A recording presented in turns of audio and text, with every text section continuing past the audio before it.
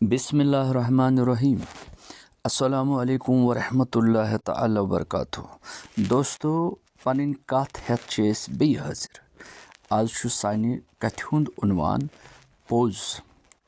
Pose तो पजर छु इंसानी अखलाकुक मजबूत तो मुस्तहकम थंब। अमुक छु शरीयत इस्लामियस मज जबरदस्त ताकीद करना आमुत।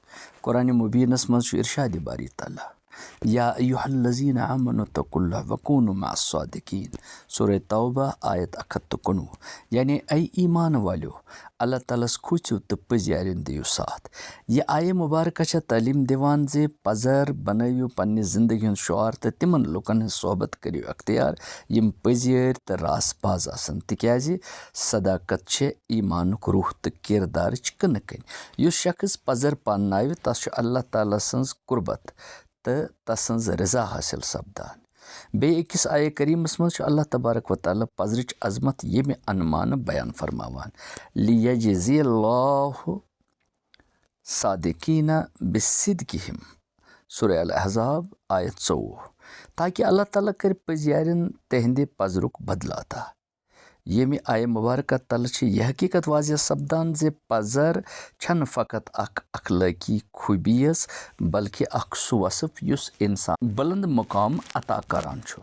पैगंबर रहमत सल्लल्लाहु अलैहि वसल्लम च पजरस मुतलिक फरमावान अन अब्दुल्लाह बिन मसूद रज़ी अल्लाह ताला अन्हु क़ाल रसूलुल्लाह सल्लल्लाहु अलैहि वसल्लम इन्न सिद्क़ यहदी इलल बिर व इन्नल बिर यहदी इलल जन्नह व इन्नल किज़्ब यहदी इलल फुजूर व इन्नल फुजूर यहदी इलन नार। सही बुखारी व मुस्लिम। पज़किन छु पजर नेकियन कुन रहनुमाई करान तो नेकी छ जन्नतच वथ हावान। येल जन अपुज गुनाहन कुन निवान छु तो गुनाह जहन्नमस कुन। अहले तसव्वुफ तो उलमाए अखलाक खास करित हुज्जतुल इस्लाम वल मुस्लिमीन इमाम अबू हामिद मोहम्मद अल गज़ाली रहमतुल्लाह अलैह च शुरह आफाक किताब अय्याउल उलूम फिद्दीन नस्मस पजरस तो अब्जिस मुतलिक गणना आमतिस मौजूस तहत बावान जेल इंसान पन जेव अब्ज निश बचावान छु तो तम सज जिंदगी हिंद वारिया गुनाह च पान पाने खत्म गसान। तिक्याज अपुज छु अक्सर बुराइयन पेठ पर्द बनित रोजान तो येल पर्द वोथ तो बनी आदमस छ गुनाह करनिच हिम्मत तो तोस हमान तो कम गसान।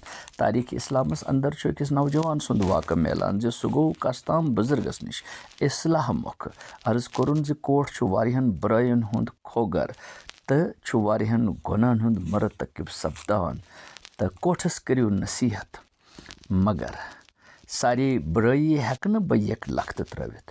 बुजुर्गन वोनुस ठीक छु ऐ छु फ़कत अख वाद दियुन जे च त्रावक अजकि पेठ अपुज वनुन तो वनक न दोबार अपुज वाद सपुद वन येल पगह नौजवान कह गुनाह करनुक इरादा करान छु फौरन छु ज़मीर बेदार सपदान तो अलव लायान ए जवान हरगाह सु बुजुर्ग या बे कह इंसान से प्रसी अत गुनाहस मुतलिक तो हस्ब वाद छि योर पोज वन चाहे रुसवा गसक तो नौजवान गोल अमी शर्मे अंदरी अंदरी रुसवाई हुंद खौफ रुदुस तरी तो रस रस फ्यूर तमाम गुनाहों निश बाज तो रूद गुनाह कर निश पत।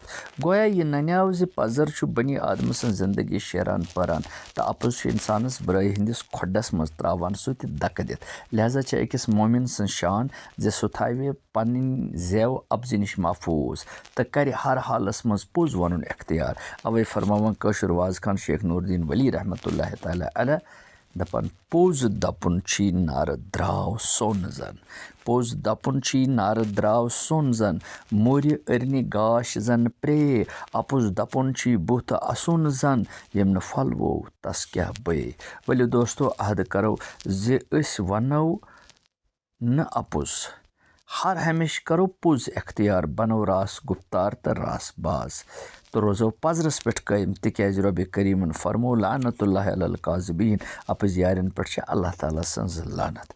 अल्लाह ताला बचाइन। दोस्तों अल्लाह ताला दिन तौफीक हमेशा पुज वनुक रास बजी इख्तियार करनुक वमा अलैना इल्लल बलागुल मुबीन।